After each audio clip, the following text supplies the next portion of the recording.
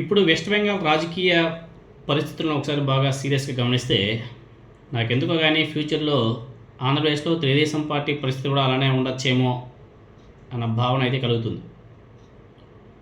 దేశ రాజకీయాల్లో ఒక సంచలన పరిణామానికి సిద్ధమవుతుందన్న చర్చ జోరుగా నడుస్తుంది. విపక్షాల ఐక్యత కోసం ఏర్పాటు చేసినటువంటి ఇండియా కూటమి సమావేశం ఢిల్లీలో ముగిసిన వెంటనే వెస్ట్ బెంగాల్ రాజకీయాల మీద నేషనల్ మీడియాలో కొన్ని ఆసక్తికరమైన కథనాలు కూడా వెలువడుతున్నాయి. ముఖ్యంగా వెస్ట్ బెంగాల్ మాజీ ముఖ్యమంత్రి మమతా బెనర్జీ గారి నేతృత్వంలోని తృణమూల్ కాంగ్రెస్ పార్టీలో విలీనం దిశగా అడుగులు వేస్తుందన్న ప్రచారం అయితే గట్టిగా నడుస్తుంది. అది ఎంతవరకు నిజమో ఏంటి కథ అనేది తెలియాలి. మొన్న జరిగేటువంటి అసెంబ్లీ ఎన్నికలో టీఎంసీ పార్టీ పరాజయం పాలైంది. ఘోర పరాజయం అయితే కాదు కానీ పరాజయం అయితే పాలైంది. అలా పరాజయం పాలవడంతో ఆ పార్టీలోనే లోపల అసంతృప్తి బహిర్గతమవుతుంది. ఇప్పటికే దాదాపు 64 మంది ఎమ్మెల్యేలు 20 మంది ఎంపీలు మమతా బెనర్జీ నాయకత్వం మీద తిరుగుబాటు వినిపిస్తున్నారు. ఇటువంటి పరిణామాలతో రాష్ట్రంలో పార్టీ భవిష్యత్తు మీద గందరగోళం నెలకొంది. తన రాజకీయ అస్తిత్వాన్ని కాపాడుకునేందుకు కాంగ్రెస్ పార్టీతో చేతులు కలపడం తప్ప మమతా బెనర్జీ గారికి మరో మార్గం కనిపించడం లేదు.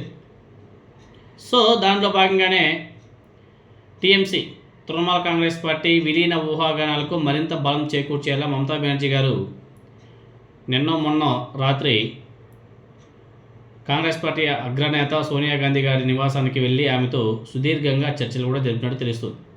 సో ఇదే విషయంలో టీఎంసీ జాతీయ ప్రధాన కార్యదర్శి అయినటువంటి ఎంపీ అభిషేక్ బెనర్జీ కూడా రాహుల్ గాంధీ గారితో ప్రత్యేకంగా సమావేశమవడం ఇప్పుడు రాజకీయ వర్గాల్లో పెద్ద చర్చాంశమైంది.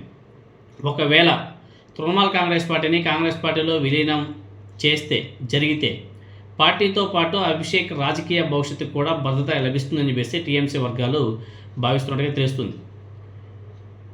1997లో కాంగ్రెస్ పార్టీని మమతా బెనర్జీ గారు వీడారు. అక్కడి నుంచి బయట వచ్చింది ఏమి కూడా 1998లో తృణమూల్ కాంగ్రెస్ పార్టీని స్థాపించింది. తర్వాత కమ్యూనిస్ట్ కంచుకోటగా పేరున్నటువంటి బెంగాల్లో అధికారాన్ని చేజిక్కించుకొని జాతీయ స్థాయిలో ప్రత్యేక గుర్తింపు కూడా తెచ్చుకునింది. దాదాపు 30 ఏళ్ల తర్వాత మళ్ళీ కాంగ్రెస్ పార్టీ గూటికి చేరేందుకు ఆమె సిద్ధమవుతుందనే ప్రచారం అయితే జాతీయ మీడియాలో అయితే వస్తుంది. అది ఇంకా పూర్తి వివరాలు తెలియాల్సింది. అయితే ఈ విలీనాన్ని టీఎంసీ తిరుగుబాటు నేత బెనర్జీ గారు తీవ్రంగా వ్యతిరేకిస్తున్నాడు. ఎట్టి పరిస్థితుల్లోనూ కాంగ్రెస్లో విలీనానికి అంగీకరించబోం అని చెప్పేసి ఆయన మాట్లాడుతున్నాడు. మరి ఈ పరిణామాల మధ్య రానున్న రోజుల్లో బెంగాల్ రాజకీయాలు ఎలాంటి మలుపులు తిరుగుతాయనేది కూడా చాలా ఇంట్రెస్టింగ్గా మారిపోయింది. సేమ్ సినారియోనే నాకు తెలుగుదేశం పార్టీలో కూడా చాలా స్పష్టంగా కనబడుతుంది. ఒకవేళ నెక్స్ట్ రాబోయే ఎన్నికల్లో తెలుగుదేశం పార్టీ కానీ ఓడిపోతే ఆ పార్టీ కూడా ఫ్యూచర్లో బీజేపీలో విలీనమయ్యే అవకాశాలు కూడా చాలా స్పష్టంగా కనబడుతున్నాయి. చంద్రబాబు నాయుడు గారు ఉన్న రోజులు తెలుగుదేశం పార్టీకి ఎటువంటి డోకా లేదు. చంద్రబాబు నాయుడు గారు లేని రోజు టీడీపీ పరిస్థితి ఎలా ఉంటుందో ఒకసారి ఆలోచన చేసుకోవచ్చు.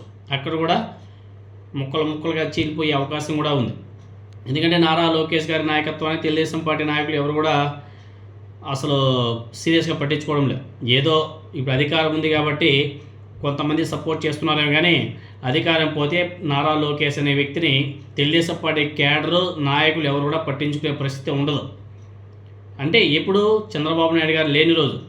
సో ఫ్యూచర్లో తెలుగుదేశం పార్టీ కూడా ముక్కలు అయ్యే అవకాశాలు కూడా చాలా స్పష్టంగా కనబడుతుంటాయి. అప్పుడు కూడా మరి జూనియర్ ఎన్టీఆర్ వర్గం నారా లోకేష్ వర్గం అని చెప్పేసి విడిపోయి అప్పుడు కూడా చాలా గందరగోళం అయ్యే అవకాశాలు అయితే ఉంటాయి. నాకు ఎందుకో ఈ తృణమూల్ కాంగ్రెస్ పార్టీని చూస్తే తెలుగుదేశం పార్టీని కూడా అలానే చూడాల్సి వస్తుంది. ఇద్దరి సిచ్యువేషన్ కూడా సేమ్. అధికారం ఉన్న రోజులు ఎగిరి పడతారు, అధికారం పోయిన తర్వాత ఇదిగో ఇలాంటి ఇలా పడతారు. మీకు తెలుగుదేశం పార్టీ గురించి మీకు ప్రత్యేకంగా చెప్పాల్సిన అవసరం లేదు. ఫ్యూచర్లో ఆ పార్టీ పరిస్థితి కూడా మేబీ అలానే ఉండొచ్చేమో. ఇక కాంగ్రెస్ పార్టీలో విలీనం అయ్యారు, అక్కడ బీజేపీ పార్టీలో విలీనం కావచ్చేమో. చూద్దాం ముందు రాజకీయాలు ఏ విధంగా ఉంటాయి.